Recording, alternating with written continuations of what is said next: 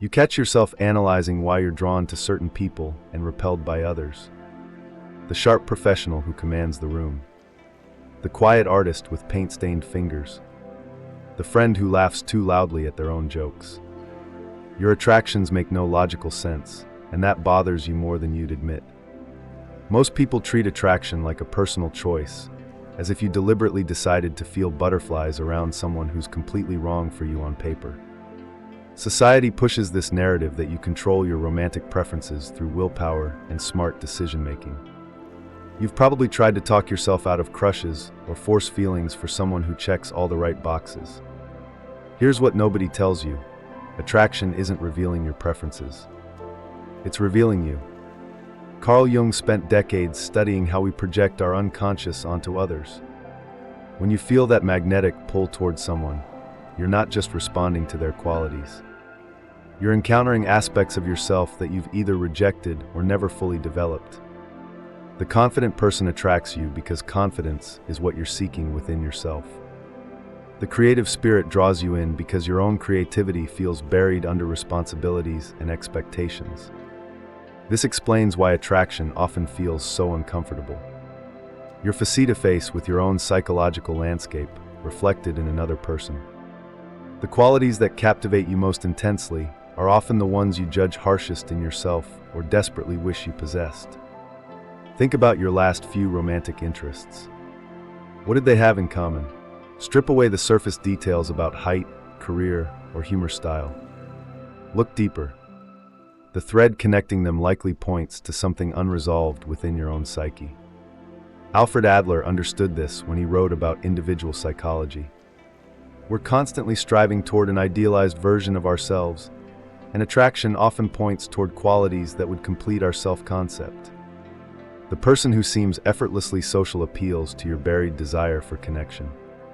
The one who travels freely represents the adventure you've postponed for practical concerns. Your romantic history becomes a map of your psychological development.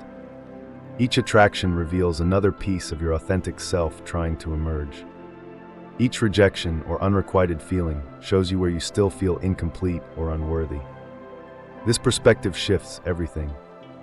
Instead of judging your attractions as good or bad choices, you can view them as information. Your heart is trying to tell you something about who you're becoming and what you need to integrate within yourself. The paradox deepens when you realize that desperately wanting someone often means you're desperately wanting to become someone. The chase isn't really about winning them over. It's about proving to yourself that you're worthy of the qualities they represent. When someone rejects you, it feels like they're confirming that you'll never possess those traits yourself. Robert Johnson explores this in his work on romantic projection. He explains how we fall in love with our own unrealized potential, projected onto another person. The beloved becomes a container for everything we wish we could be, but don't believe we can achieve independently. This creates a cruel irony. The more intensely you want someone, the more you're advertising your own sense of incompleteness. Desperation repels not because it's needy, but because it signals that you're trying to use another person to solve your relationship with yourself. Real attraction starts flowing when you begin embodying the qualities you seek. Want someone confident? Start developing genuine confidence through competence and self-acceptance. Attracted to creativity? Start creating. Drawn to adventurous spirits? Start having adventures that matter to you. This doesn't mean becoming someone else to attract a specific person. It means becoming more fully yourself by integrating the shadow aspects of your personality that you've been projecting onto others. When you own your complexity, you attract people who are genuinely compatible with your authentic self rather than your idealized image. The people who seem most magnetically attractive are those who've done this inner work. They're not perfect, but they're integrated.